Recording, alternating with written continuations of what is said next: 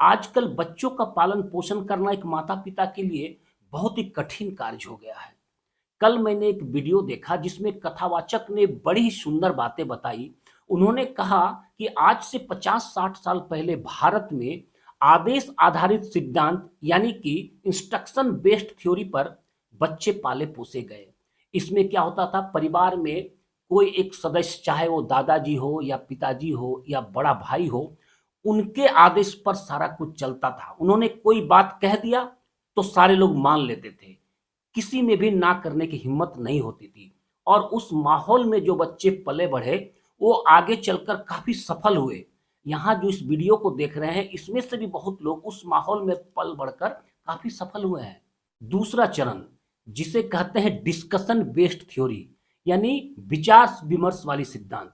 इसमें बच्चे और माता पिता या गार्जियन आपस में बैठकर विचार करने लगे कि क्या सही होगा, क्या गलत होगा, ये सही रहेगा, ये गलत होगा। लेकिन इसमें भी जब बच्चों को कुछ समझ में नहीं आता तो अंत में वो मान लेते थे कि समझ में तो कुछ नहीं आ रही है, लेकिन जो आप लोग कहते हैं मैं उसे मानता हूं। और ये समय भी चला गया, ये दौर भी चला गया। इसके बाद आया तीसरा चरण। तीसरे चरण में क्या हुआ, अब इंस्ट्रक्शन बेस्ड थ्योरी और डिस्कशन बेस्ड थ्योरी की जगह डिबेट बेस्ड थ्योरी परिवार में लागू हो गई। अब हर बात का फैसला बहस और तर्क से होने लगा। बच्चों को एक काम आप कहेंगे तो बच्चे तर्क करने लगेंगे।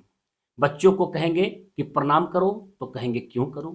अगर आप कहते हैं भगवान है तो कहेंगे आपने तो कल ही कहा था कि हर जगह भगवान है। यदि आप कहेंगे कि प्रणाम करो आशीर्वाद देगा तो फिर वो कहेंगे भगवान है तो सिर्फ प्रणाम करने से आशीर्वाद देगा, क्या बिना प्रणाम का आशीर्वाद नहीं दे सकते हैं। मतलब हर समय तर्क वितर्क और बहस।